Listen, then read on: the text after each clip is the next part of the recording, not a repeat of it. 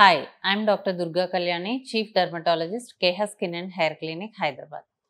ఈరోజు మనం ఒక ఇంపార్టెంట్ టాపిక్ మాట్లాడదాం. అదేంటి అంటే vitiligo and hair transplantation.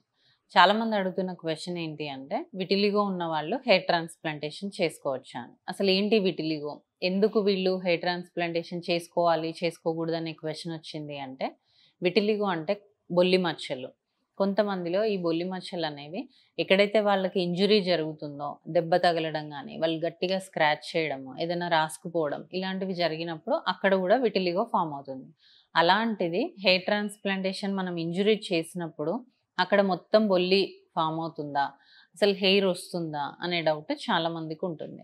So, ఈ డౌట్ క్లియర్ చేయాలి అంటే మనం హెయిర్ ట్రాన్స్ప్లాంటేషన్ ప్రొసీజర్ ఎలా ఉంటది? బిఫోర్ అండ్ ఆఫ్టర్ కేర్ ఎలా తీసుకోవాలి? అదంతా కూడా విటిలిగో పేషెంట్స్ కూడా సేమ్ ఉంటుంది.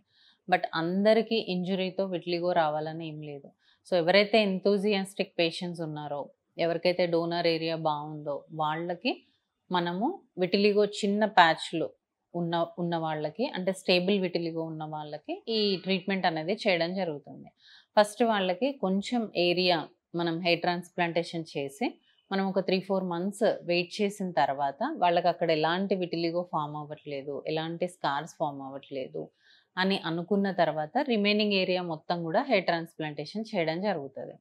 సో, ఈ రకంగా విటిలిగో పేషెంట్స్ ఉన్న వాళ్ళు మొత్తం ఎలిజిబుల్ కాదా అంటే అలా చెప్పడానికి లేదు. కొంతమందికి విటిలిగో ఫామ్ అవ్వకపోవచ్చు, కొంతమందికి ఫామ్ అవ్వచ్చు. సో, అది మనం పేషెంట్‌ని చూసి వాళ్ళకి ప్రాపర్ కౌన్సెలింగ్ ఇచ్చి, కొంచెం ఏరియా మాత్రం చేసి చూసి ఫస్ట్, ఆ తర్వాత డిసైడ్ చేయడం జరుగుతుంది.